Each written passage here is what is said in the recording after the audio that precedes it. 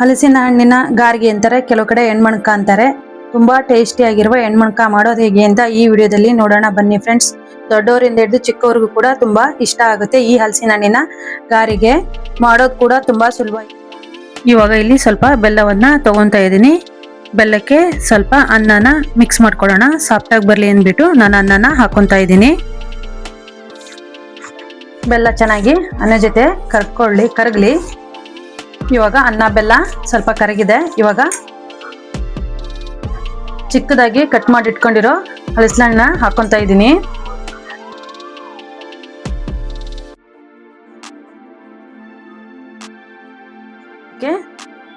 ಸ್ವಲ್ಪ ಏಲಕ್ಕಿ ಪುಡಿನ ಹಾಕೊಂತಾ ಇದ್ದೀನಿ. ಇವಾಗ ಇದನ್ನ ನುಣ್ಣಗೆ ರುಬ್ಕೋಬೇಕು. ಮಿಕ್ಸಿ ಜಾರಿಗೆ ಹಾಕೊಂಡು ನುಣ್ಣಗೆ ರುಬ್ಕೊಂತೀನಿ. ಇವಾಗ ಇದನ್ನ ನುಣ್ಣಗೆ ರುಬ್ಕೊಂಬಂದಿದ್ದೀನಿ. ಇವಾಗ ಇದಕ್ಕೆ ಒಂದು ಬಟ್ಲಷ್ಟು ಗೋಧಿ ಹಿಟ್ಟನ್ನ ಹಾಕೊಂತಾ ಇದ್ದೀನಿ. ಇವಾಗ ಇದನ್ನ ಚೆನ್ನಾಗಿ ಮಿಕ್ಸ್ ಮಾಡ್ಕೊಳ್ಳೋಣ. ಗೋಧಿ ಹಿಟ್ಟು ಹಾಕಿ ಹಿಟ್ಟನ್ನ ಕಲ್ಸ್ಕೊಂಡಿನಿ. ಈ ಹದಕ್ಕಾದ್ರೆ ಸಾಕು, ತುಂಬಾ ಗಟ್ಟಿನೂ ಬೇಡ, ತುಂಬಾ ತೆಳುನೂ ಬೇಡ. ಇವಾಗ ಇದನ್ನ ಎಣ್ಣೆಯಲ್ಲಿ ಕರ್ಕೊಳ್ಳೋಣ. ಕಡಲೆ ಬೀಜದ ಎಣ್ಣೆನ ಬಿಸಿ ಇಟ್ಕೊಂಡಿದೆ, ಎಣ್ಣೆ ಬಿಸಿ ಆಗಿದೆ. ಇವಾಗ ಇದನ್ನ ಸ್ವಲ್ಪ ಎಣ್ಣೆಯಲ್ಲಿ ಬಿಟ್ಕೊಂತ ಹೋಗೋಣ.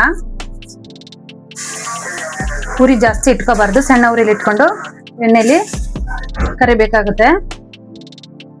ಹಲಸಿನ ಹಣ್ಣಿನ ಸೀಸನ್ ಅಲ್ಲಿ ಈ ರೀತಿ ಹಲಸಿನ ಹಣ್ಣಿನ ಗಾರ್ಗಿ ಹೆಣ್ಮಣ್ಕ ಅಂತಾರೆ, ಟ್ರೈ ಮಾಡಿ ನೋಡಿ. ಚಿಕ್ಕವರಿಂದ ದೊಡ್ಡವ್ರಿಗೂ ಕೂಡ ತುಂಬಾ ಇಷ್ಟ ಆಗುತ್ತೆ. ವಾರದವರೆಗೂ ಕೂಡ ಇಟ್ಕೊಂಡು ತಿನ್ಬೋದು. ಸಾಫ್ಟ್ ಆಗಿ ಕೂಡ ಇರುತ್ತೆ, ಗರಿ ಗರಿ ಒಳಗಡೆ ಸಾಫ್ಟ್ ಆಗಿ ತುಂಬಾ ಚೆನ್ನಾಗಿರುತ್ತೆ. ಒಂದ್ಸಲ ಈ ರೆಸಿಪಿನ ಟ್ರೈ ಮಾಡಿ ನೋಡಿ. ಇಟ್ಕೊಂಡು ತಿರುವಾಕೋಬೇಕು. ಈ ರೀತಿ ಸಣ್ಣ ಉರಿಯಲ್ಲಿ ಇಟ್ಕೊಳ್ಳಿ. ಇದು ಬ್ರೌನ್ ಬಣ್ಣ ಬರೋವರೆಗೂ ಎಣ್ಣೆಯಲ್ಲಿ ಫ್ರೈ ಮಾಡಬೇಕು. ಎಣ್ಣೆಯಲ್ಲಿ ಫ್ರೈ ಆದ ನಂತರದಲ್ಲಿ ತೆಗೆದ್ರೆ ಹೆಣ್ಮಣ್ಕ ರೆಡಿ ಆಗುತ್ತೆ. ಹಲಸಿನ ಹಣ್ಣಿನ ಹೆಣ್ಮಣ್ಕ ಈ ರೀತಿ ಬ್ರೌನ್ ಬಣ್ಣ ಬರಬೇಕು. ಇವಾಗ ಇದು ಬೆಂದಿದೆ ಅಂತ ಇವಾಗ ಇದನ್ನ ತೆಗೆಯೋಣ. ಸಾಕು, ಬೇಯ್ತಾ ಬಂತು. ನೋಡಿದ್ರಲ್ಲ ಫ್ರೆಂಡ್ಸ್, ಈ ವಿಡಿಯೋದಲ್ಲಿ ಹಲಸಿನ ಹಣ್ಣಿನ ಗಾರ್ಗೆ ಮಾಡೋದು ಹೇಗೆ ಅಂತ ತೋರಿಸಿ ಕೊಟ್ಟಿದ್ದೇನೆ. ವಿಡಿಯೋ ಇಷ್ಟ ಆದ್ರೆ ವಿಡಿಯೋಕ್ಕೊಂದು ಲೈಕ್ ಮಾಡಿ, ಶೇರ್ ಮಾಡಿ. ಹಾಗೆ ಯಾರಾದ್ರೂ ಫಸ್ಟ್ ಟೈಮ್ ನನ್ನ ಚಾನಲ್ ಅನ್ನ ನೋಡ್ತಾ ಇದ್ರೆ ದಯವಿಟ್ಟು ಸಬ್ಸ್ಕ್ರೈಬ್ ಮಾಡ್ಕೊಂಡು ನೋಡಿ. ಹಾಗೆ ಇನ್ನಷ್ಟು ಇದೇ ರೀತಿ ಹೊಸ ರೆಸಿಪಿಗಾಗಿ ನನ್ನ ಚಾನಲ್ ಅನ್ನ ಸಬ್ಸ್ಕ್ರೈಬ್ ಮಾಡ್ಕೊಳ್ಳಿ.